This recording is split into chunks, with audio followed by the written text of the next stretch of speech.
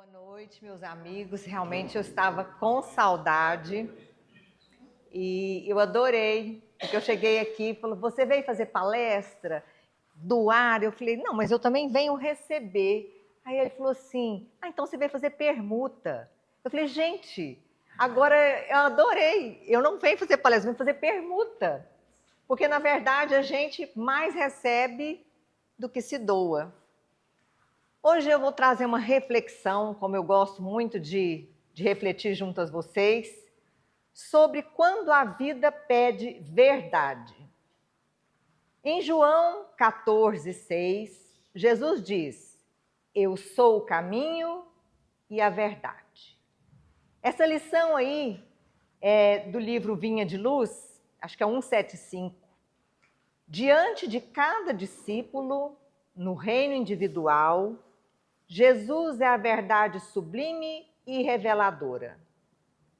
Todo aquele que lhe descobre a luz bendita, absorve-lhe os raios celestes transformadores e começa a observar a experiência sobre outros prismas.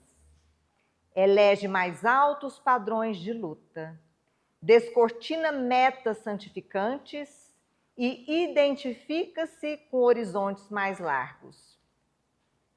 O reino do próprio coração passa a gravitar ao redor do novo centro vital, glorioso e eterno. E à medida que se vai desvencilhando das atrações da mentira, cada discípulo do Senhor penetra mais intensivamente na órbita da verdade, que é a pura luz. Quando nós olhamos aqui, Jesus dizendo que ele é o caminho e a verdade. E Emmanuel nos traz que quando a gente descobre essa luz bendita, nós começamos a observar a experiência sobre outros prismas. Quando a vida nos pede verdade, nós somos chamados a abrir os nossos olhos e ver as coisas que nos acontecem com um novo olhar, elegendo mais altos padrões de luta. Eu achei isso fantástico. Será como que estão os nossos padrões de luta? Daqui a pouco nós vamos voltar nessa reflexão.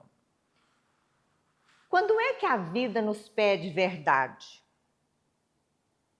Quando é que a gente sente que algo está nos chamando e dizendo: não tem alguma coisa não está certa aqui. Tudo bem, se a gente for falar, tem muita coisa que você vai falar, não, mas tem muita. Mas tem algo que é primordial. Há momentos que o antigo modo de viver não funciona mais. A gente olha para a gente e fala assim: mas eu vivi assim o resto da vida. Aliás, desde o início da vida, agora eu já estou mais velho, vou mudar agora. Para quê? Será que funcionou? Está funcionando? Será que a gente está em paz? As crises não surgem por acaso. E as nossas crises, às vezes, começam com indagações do que eu fiz da minha vida, ou aonde é que eu estou, por que a minha família é assim, por que eu reencarnei aqui, por que eu estou passando por isso de novo? Eu acho que essa é uma das perguntas que mais a gente se faz. Por que eu estou passando por isso de novo? Toda crise é um chamado de consciência. Esse chamado à verdade que Jesus nos fala. Vamos elevar os nossos padrões de luta. Quando a gente é infantil, o nosso padrão de luta é o quê? Toma lá, dá cá. Se alguém toma meu brinquedo, eu vou lá e brigo com ele.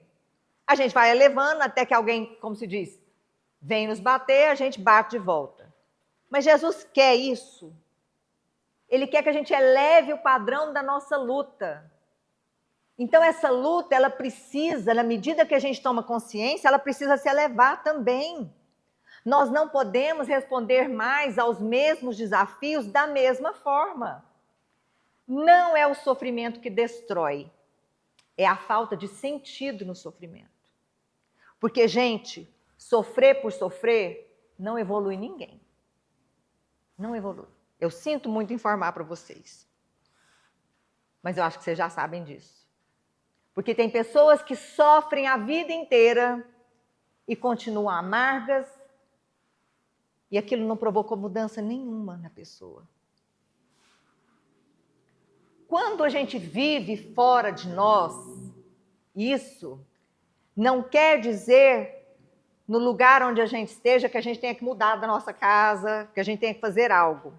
Porque esse fora da gente, ele realmente é algo que nós estamos fazendo. Quando a gente vive fora da gente e a vida começa a nos chamar de volta, a primeira coisa que a gente sempre faz, a gente se anula. A gente se anula. A gente tem medo de dar opinião. A gente tem medo de ser rejeitado.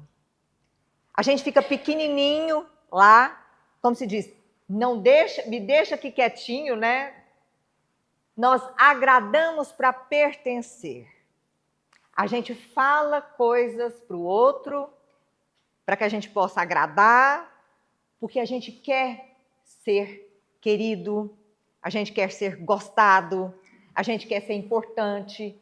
E nessa, a gente salva o outro e esquece da gente. Isso não é questão de egoísmo, gente. É questão que nós vivemos num mundo onde a gente está querendo fazer tanta coisa para fora e esquece de olhar para dentro. E aí a gente desencarna, vai estar lá um monte de lista dos trabalhos que a gente fez. E aí eles vão perguntar, e o que esses trabalhos que vocês fizeram serviram para te melhorar? Jesus não é palavra escrita só. É vivência do dia a dia. E a primeira vivência é conosco.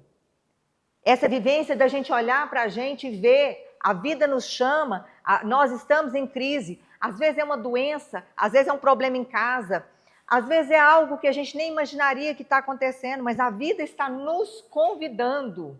Porque a gente vai vivendo tanto fora de nós, e a gente vai ficando tão ocupado, e mesmo assim a gente se sente perdido. Hoje, a maioria das pessoas que a gente conversa, elas falam assim, eu corro tanto, eu faço tanta coisa, que às vezes eu não sei nem no que eu estou pensando mais. Eu não sei nem onde é que eu estou, não sei nem o que eu estou fazendo. E a gente não vai longe, porque a gente também faz isso. Nós estamos fazendo isso. E aonde é, quando é que nós vamos parar para ouvir o chamado da vida? Quando alguém virar para a gente e falar, semana que vem você está desencarnando? A gente está sempre esperando um dia melhor. A gente, na verdade, está esperando que a gente fique melhor para que Deus nos ame. Mas eu tenho uma boa notícia para vocês. Ele já nos ama. Os sinais do afastamento de nós mesmos. Exaustão emocional. Primeiro, nós ficamos exaustos, porque a gente quer atender tudo e todos e a gente não consegue atender. A verdade é essa. Nós queremos salvar as pessoas, mas não conseguimos nos ajudar. Quando a gente se afasta de si mesmo, a gente se ressente. Porque a gente começa a fazer pelo outro, não porque a gente gosta, mas porque a gente é obrigado a fazer. E esse bem por obrigação, ele até faz algum sentido, mas ele nos cobra depois. E aí nós vamos sentindo ansiedade. Ansiedade porque a gente não consegue atender tudo ao mesmo tempo do jeito que a gente queria. A gente queria trabalhar muito, a gente queria fazer muita coisa, a gente queria ler muito livro, eu queria estudar, eu queria fazer... E sabe o que acontece? A gente não faz nada. A gente não faz nada. A gente parece que se enrola, né? Como é que os mais antigos falavam assim, a gente se enrola no cabelo das pernas, mas a gente se enrola mesmo. A gente se enrola e não consegue sair do lugar. E vem uma sensação de vazio. A gente começa a ficar em casa e pensar assim, não, mas eu estou assim, Mas é porque meus filhos não estão aqui? É porque agora meu marido desencarnou? É porque agora... Mas a sensação de vazio não é dessa. Porque nós podemos estar rodeados de gente e nos sentirmos vazios. Porque esse vazio não é algo de fora que me preenche. É algo de dentro que eu busco para me afirmar. E aí nós vamos encontrando relações que vão drenando a nossa energia e nos sentimos fracos, porque nós estamos desconectados internamente. É tão interessante, principalmente nós espíritas. Eu vejo isso porque eu nasci num lar espírita. Então eu cresci ouvindo certas coisas. Você tem que ajudar todo mundo, primeiro. O melhor é sempre do outro, o seu fica para depois, senão você é egoísta. A gente precisa fazer caridade, custe o que custar. A sua avó tirava da boca para dar para os outros a comida. Eu falava, que lindo, né? Que bonito. Ela deixava de olhar os filhos para estar no centro trabalhando. Eu falava, que bonito. Beleza. Ela morreu com 58 anos, doente. Ela fez bastante caridade, mas ela era danada de orgulhosa de uma velhinha. Ela era. E aí, a gente encontra pessoas na nossa vida que usam Deus e o sentido do espiritismo para manipular a gente. Filho. Eu adoro minhas filhas quando elas falam assim, você não vai fazer isso não? Eu falo, não. Ah, mas você não é espírita? Vai. Eu acho que Kardec tem que mandar um manual renovado para nós. Porque eu tenho algumas coisas que eu não estou concordando, né? Porque assim, esses dias para trás, uma filha, eu tenho 2 encrencas, mas uma das encrencas virou para mim e falou assim, você errou demais, você não sei o quê, falou da infância, sei lá, de um monte de coisa. E antes eu me justificava muito. Eu falava assim, mas olha, eu tentei ser uma boa mãe, mas olha, pelo amor de Deus, olha isso, olha o lado bom. E dessa vez eu virei para ela e falei assim, e daí? Gente, ela ficou tão resposta, ela falou assim, como assim daí? Eu falei, e daí que eu errei? Agora você está virando empoderada? Eu falei, agora eu não sabia que o nome era esse, né? Mas é um absurdo, porque as pessoas manipulam a gente no sentido assim, você não pode falar não. Aí eu fico pensando, Jesus, que dia que Jesus deu desculpa para responder alguma coisa? Que dia que ele falou assim, se alguém chamou ele para ir na casa, falou assim, olha, desculpa, eu não vou, porque eu tenho um compromisso com o Pedro, né, Pedro? Nós temos um jantar, não temos? E piscava assim. Não. Ele falava, não posso ir, pronto, acabou. Eu não vou. Jesus curava todo mundo? Não. Jesus queria ajudar todo mundo? Até queria. Mas ele perdia tempo em ajudar aqueles que não eram para serem entendidos naquele momento? Não. A dor nos chama para despertar. Esse aí é um comentário da Lisbeth, lá no livro Céu e Inferno, né, naquele dos sofredores. Às vezes o sofrimento provoca um brado de arrependimento menos sincero, que não é a expressão de pesar pela prática do mal. Visto como se o espírito deixasse de sofrer, não duvidaria reincitá-la. Eis porque o arrependimento nem sempre acarreta a imediata libertação do espírito. Predispõe-no, porém, para ela eis tudo. É-lhe preciso, além disso, provar a sinceridade e firmeza da resolução, por meio de novas provações reparadoras do mal praticado. Aí a gente entende por que a gente passa mais de uma vez pelo mesmo problema. Você fala, mas não é possível. Será que os espíritos já não viram que eu já passei por isso aqui, né? Muda. Ele fala, não. A cada vez que você passa por esse problema, você começa a reagir de uma forma diferente. É a mudança de prisma que Jesus quer que a gente enxerga. Porque antes, no passado, a gente entrava em desespero. E às vezes o desespero demorava uma semana. E agora o desespero demora menos.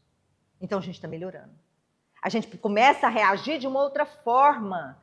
A provação não é para nos punir. A provação não é porque eu errei na encarnação passada, eu tenho que passar por tudo, porque não sei o que. Não, gente.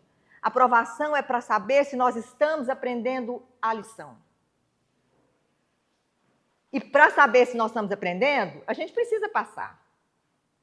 E de repente a gente começa a chegar num lugarzinho que muita gente chama de o fundo do poço.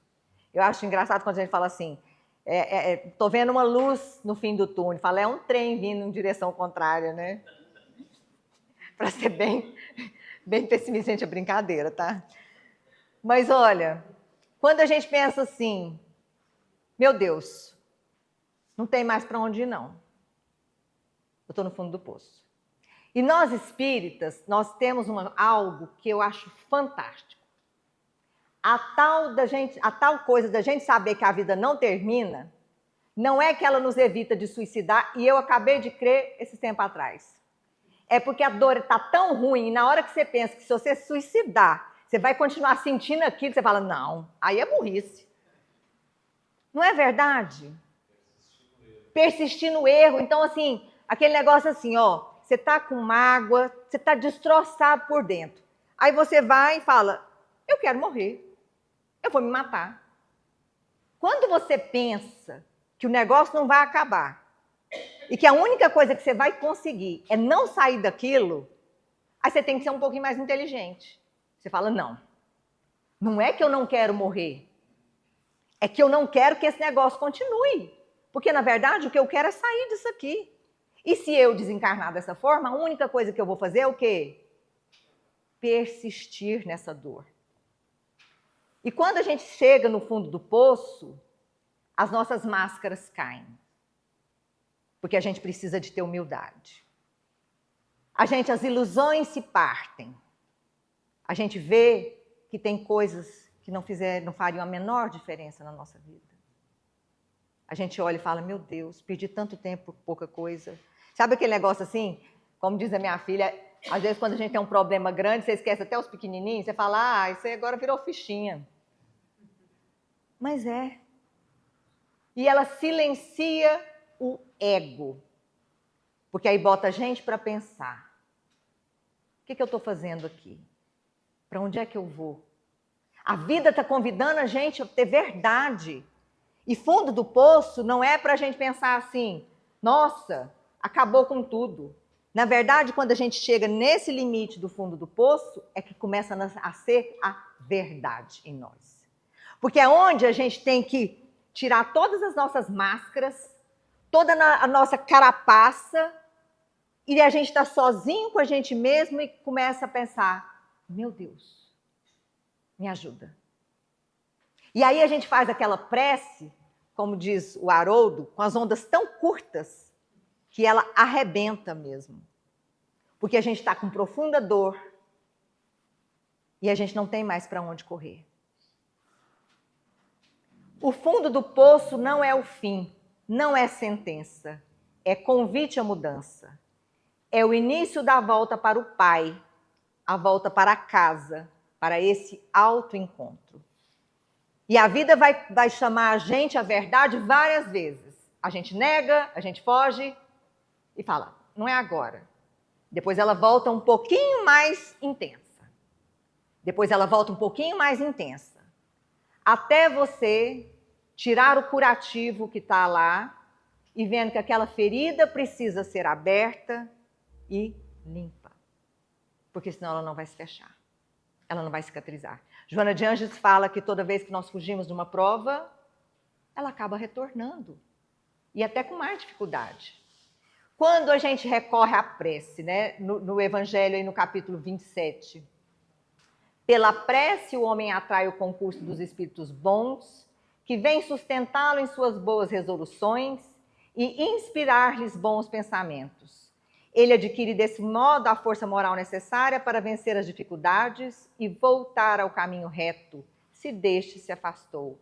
Por esse meio, pode também desviar de si os males que atrairia pelas suas próprias faltas. Gente, olha que fantástico. Além da gente, nesse fundo do poço, a gente encontrar com essa verdade e recorrer a Deus, Esses espíritos bons vêm ao nosso auxílio, nos inspiram bons pensamentos e ainda tenta voltar a gente para o caminho reto e desvia males que a gente atraiu pelas nossas próprias faltas. Gente, você não vê que isso é fantástico, não? Quer dizer, a gente errou, a gente faltou, a gente atraiu o mal e pela prece, esses bons espíritos podem desviar. É a misericórdia divina falando no nosso coração. Os momentos de clareza não são permanentes. Não permanentes são lampejos de consciência, que servem para mostrar o caminho e mudam a forma de sentir, de ressignificar, e não a realidade externa. Quando nós recorremos à prece, que nós já estamos nesse lugar, e nós vamos tendo lampejos, ninguém fica equilibrado o tempo inteiro. Sinto muito informar para vocês.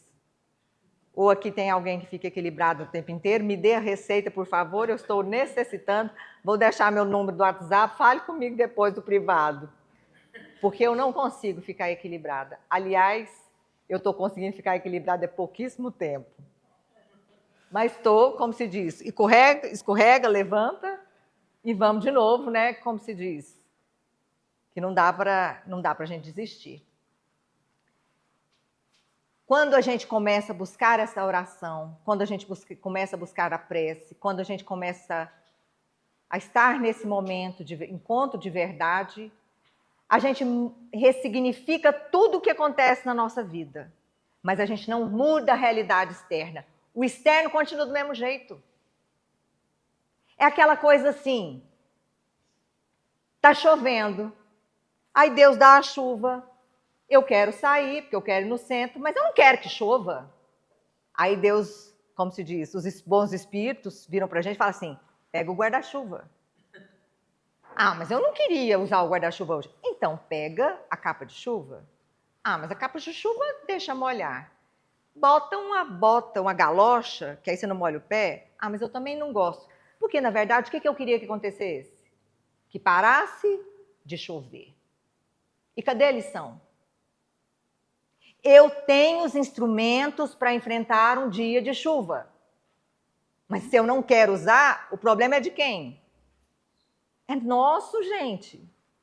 Porque material para ter, para usar, nós temos, mas a gente precisa de usar. Não é ficar pedindo para os espíritos e para Deus parar de chover. Na verdade, eu sei que a gente queria isso. Entre nós aqui, né? A gente até queria mesmo. Eu gostaria muito que de vez em quando ele me ouvisse e falasse assim, tira um pouquinho esse negócio. Mas acontece que a aprovação, ela vem justamente para testar a minha confiança. Se eu souber que vai parar de chover, e eu não saio de casa e espero a chuva parar, cadê a confiança que eu tenho em Deus? Cadê a confiança ou a coragem que eu tenho em mim mesma? Eu preciso acreditar que eu levo o guarda-chuva, que eu pego a capa de chuva, pego tudo assim, e acreditar que essa chuva, uma hora ela passa. Enquanto ela não passar, eu irei caminhando sob ela mesmo. E é nesse ponto que a prece nos ajuda.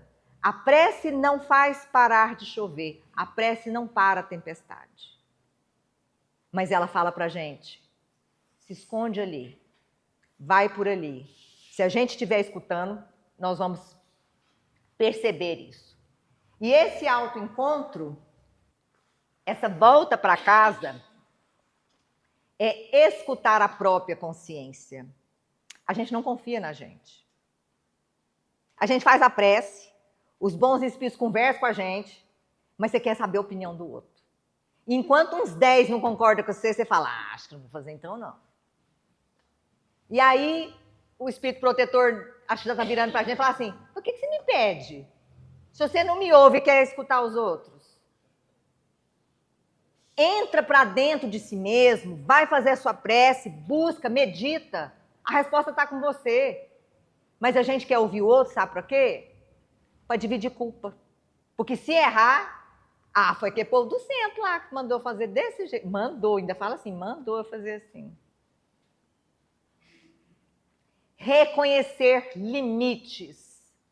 que a gente acha que não, que a gente quer dar um jeito de tudo. E nós temos os nossos limites.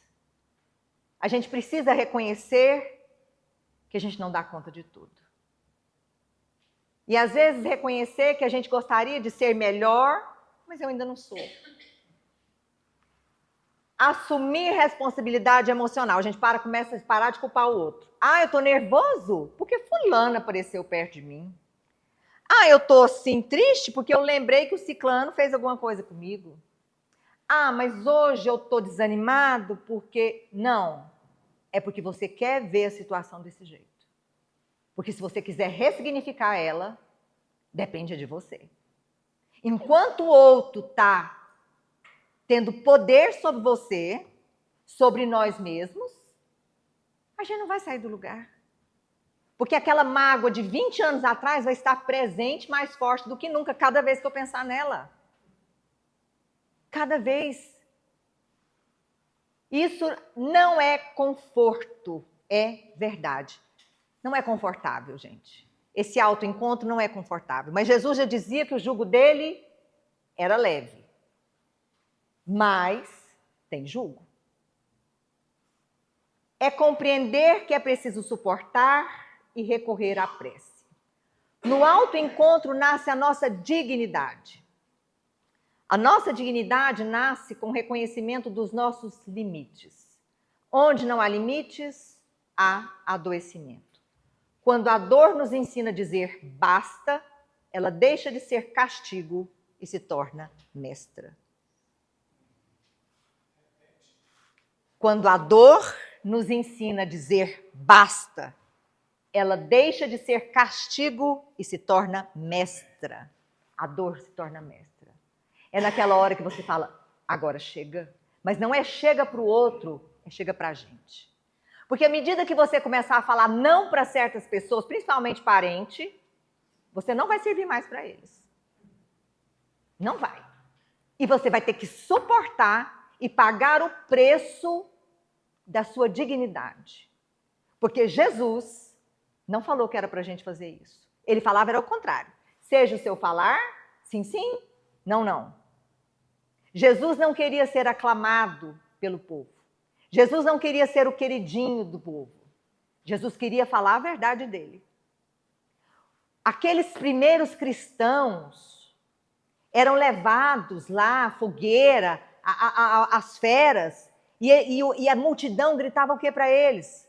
Abjura, recusa. Fala que o Cristo não falou nada disso. E o que eles falavam? Não, eu conheço a verdade. A verdade me liberta e eu vou até o fim. E a gente começa a entender o que Jesus falou em Mateus 7,6. Não deis aos cães o que é santo, nem lancei aos porcos as vossas pérolas, para que não as pisem com os pés e, voltando-se, vos despedacem. Sabe por que Jesus está falando disso? De limite. Não é todo mundo que merece que a gente abra mão de certas coisas. E às vezes a gente precisa ver o nosso limite do dia. Talvez um dia alguém me peça um favor e eu posso fazer. Faça de bom grado, sem esperar nada em troca. Nem a gratidão, nem um obrigado. Mas tem dia que você não pode fazer. Sinto muito, meu irmão, hoje eu não posso. Ah, mas você não é espírita? Onde está seu Deus? Cadê sua caridade? A minha caridade hoje está dizendo que hoje não dá.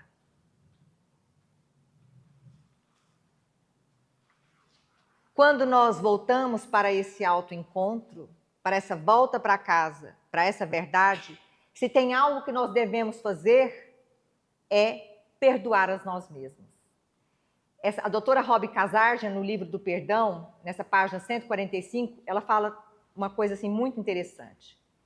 Perdoar a si mesmo é morrer para o hábito de nos mantermos pequenos e indignos. Morrer para a vergonha, a culpa e a autocrítica. Tenho vergonha de ser tão gordo. Sinto-me culpada quando não me despeço. Vou parar de me culpar quando tudo entrar nos eixos. Me perdoarei quando ela me perdoar. Quantas vezes a sua disposição de se amar e de se aceitar ficou condicionada a circunstâncias diferentes do momento? Que autocrítica você teria que abandonar para poder se perdoar? Reconhecer toda a verdade da nossa experiência exige coragem. Coragem para aceitar o medo, humilhação, vergonha, tristeza, autodesprezo, ódio a si mesmo, além de ações, pensamentos e sentimentos que uma parte de nós preferiria reprimir e evitar. É a aceitação sem julgamentos dos seus pensamentos e dos seus sentimentos que o levará ao autoconhecimento e ao amor próprio. Reconhecer a verdade da nossa experiência exige coragem. Olhem para a vida de vocês. Analisem o que vocês passaram até hoje. Quantas coisas boas, quantos desafios. Mas a gente pode escolher se a gente vai ficar preso nas coisas boas ou ruins. E tudo que a gente passou nos fez o que somos agora. Graças a Deus. Se nós não tivéssemos tido as experiências malfadadas que nós tivemos, quebrado a cara não sei quantas vezes, escorregado tantas vezes, nós não aprenderíamos. É isso que a reencarnação está dizendo. Coragem para aceitar medo. Gente, nós temos medo. E é normal. Nós confiamos em Deus, confiamos em nós mesmos, mas nós temos medo. É humano. Quem disse que a gente não pode ter medo? O que a gente não pode é ser dominado por ele. Mas a gente precisa de falar, nossa, mas eu tenho medo disso. É terrível quando alguém está num lugar, e as pessoas fazem muito isso. Você está lá, por exemplo, igual eu viajei com meu irmão, tinha uma roda gigante, todo mundo, tá lá, eu falei, eu tenho medo de roda gigante. E aí, ainda bem que ele não falou nada, mas em outra ocasião alguém falaria assim, eu não acredito que você tem medo disso. Ué? E aí a gente deveria falar assim, qual o problema de eu ter medo? Ah, mas eu não sou igual a você. Onde está escrito que eu deveria ser igual a você? Sou eu. Ah, eu tenho medo de escuro, mas você não é espírito, tem medo de espírito? Ah, eu tenho medo de espírito. Eu não tenho, quer dizer, acho que não, né? Depende. Coragem para aceitar humilhação. Gente, nós somos humilhados. Mas eu vou falar uma coisa para vocês. Se a gente não for humilhado, a gente não treina. Porque eu vejo hoje em jovens que nunca passaram por humilhação. E eles estão extremamente arrogantes. Estão. Nunca passaram humilhação de chefe. Nunca passaram humilhação assim de escola, de coisa, de passar o que a gente já passou. De ter que passar debaixo da catraca do ônibus, passando vergonha. A minha tia fazendo a gente mudar de nome para poder enganar o homem do clube. Porque eu não tinha carteirinha. Vocês riem? Mas era isso, gente. E além do mais, ela enganava o moço do clube e ainda passava mais uns 80 primos meu. E ela falava assim, passa correndo e não deixa... A gente, que vergonha aquilo. Falava assim, se esse homem mandar eu voltar, eu fujo. E a minha avó do lado falava assim, meu Deus, eu não acredito que a Maria faz isso. Ela vai me matar, ela vai me matar. E ela, passa logo, passa logo. Então, assim, eu já fui internada com o nome da minha prima. Internada, gente. Naquela época eu não tinha plano de saúde. E a minha tia, eu não sei o que ela fazia, sabe? Ela realmente, eu acho que ela era uma médium, assim, de transporte, que eu acho que ela tinha alguma coisa que realmente era fantástico. Eu admiro, porque ela dava um jeito em tudo. Mas essas humilhações nos fizeram ser mais humildes. E fizeram olhar aquele outro que está do nosso lado e não humilhá-lo. Porque quando a gente não é humilhado, a gente acha que a gente é muita coisa, a gente se acha dono da verdade e a gente humilha as pessoas, porque a gente se acha. Então, a humilhação, a única coisa que ela faz com a gente é ensinamento. Ainda bem. Vergonha. Qual de nós não passou vergonha? Às vezes eu em palestra, quantas vezes eu vou falar um negócio, sai outra palavra, e depois eu vou assistir o vídeo e falo, meu Deus do céu, olha o que eu falei aqui. Depois eu fico pensando, mas e daí? Não mudou o sentido da coisa? É bom que todo mundo sabe que eu... Não, você já sabe que eu erro mesmo, então para vocês não precisa nem falar. Tristeza, os nossos momentos, o autodesprezo, quantas vezes a gente se despreza. E aí eu pergunto para vocês, o ódio a nós mesmos, pensamento, quem é que ganha quando a gente está para baixo e não consegue se olhar e acha que a gente é indigno de amor? Sabe quem? Aqueles nossos companheiros que gostariam que nós, como é que fala assim, desistíssemos, não ficássemos felizes, porque eles acham o seguinte, não, ele não pode estar bem. Como é que tal pessoa está em paz se ele me causou tanta dor? Não vou deixar. Ele tem que lembrar quem ele é. Ele tem que lembrar que ele não vale nada. Ele tem que lembrar que ele é culpado. Ele tem... São esses que ganham. E aí nós arrumamos, sabe o quê? Obsessão intermitente. Porque a gente começa a melhorar, a influência para.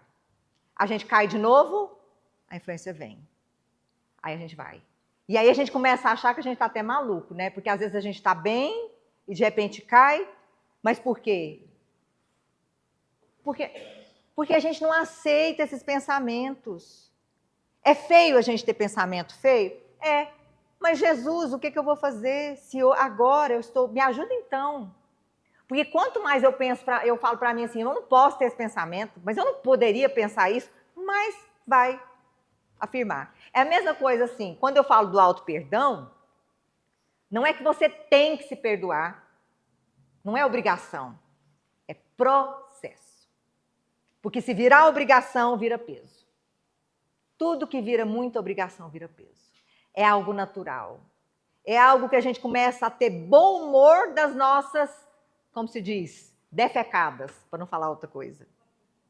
A gente começa a olhar e falar, gente de Deus, eu realmente, Jesus, como tens paciência comigo? Porque eu escorrego.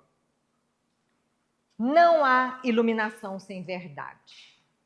Não há verdade sem limites. Não há limites sem coragem. Não há aceitação sem auto-perdão. Não há.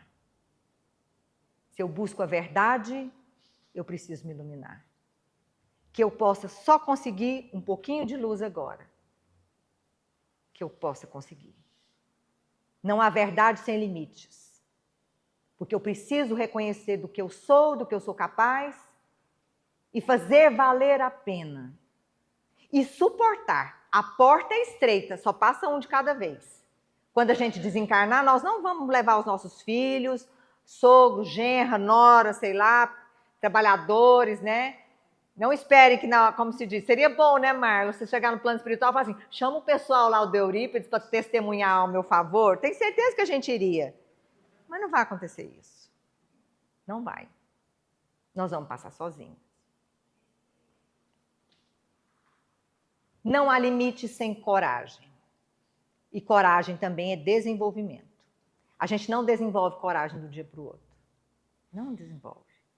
Mas quando eu começo a enfrentar os meus pequenos desafios, a coragem vai vindo. Eu li um negócio num livro que eu achei fantástico. Uma pessoa virou e falou assim, quem é você? Fala assim, eu sou a sua coragem. Ah, mas eu não te conheço. Eu falo assim, eu já fui seu medo. Eu já fui seu medo. Hoje eu sou a sua coragem. Porque é a mesma energia. Eu só transformei. Porque nada vai desaparecer. Nós vamos transformar. Não há aceitação sem auto-perdão. Não tem como eu me aceitar do jeito que eu sou, do jeito que eu estou. Se eu não olhar para mim e falar assim, eu sou pequeno, mas eu estou tentando. Os últimos dias foram ruins, mas depois pode melhorar. Porque um dia tudo vai passar. E tudo vale a pena, se nós pensarmos bem.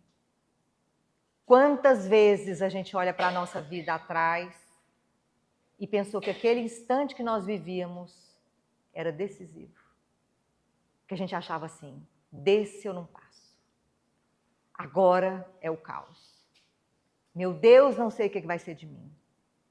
E como você suportou e ficou, o que aconteceu? Passou. Passou. Eu tenho certeza que todos nós aqui temos muitas passagens dessa forma. Então vamos lembrar de Jesus, nos buscando para essa verdade, nos convidando, acorda, a hora é agora. Nós estamos na melhor reencarnação nossa, no melhor momento da nossa vida, porque é o hoje. Amanhã, nós não saberemos se estaremos todos aqui. Nós não nos reuniremos dessa forma aqui, com essa disposição, nunca mais. Não tem como, gente. Esse momento é único.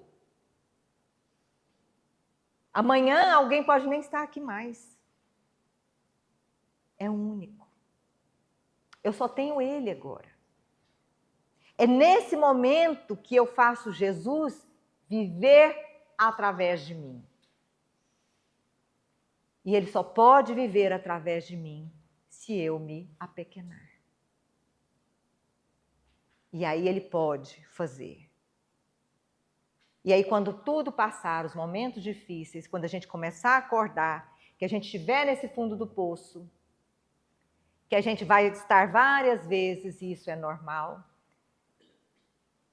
a gente vai olhar para a gente e falar assim, poxa, até que deu conta.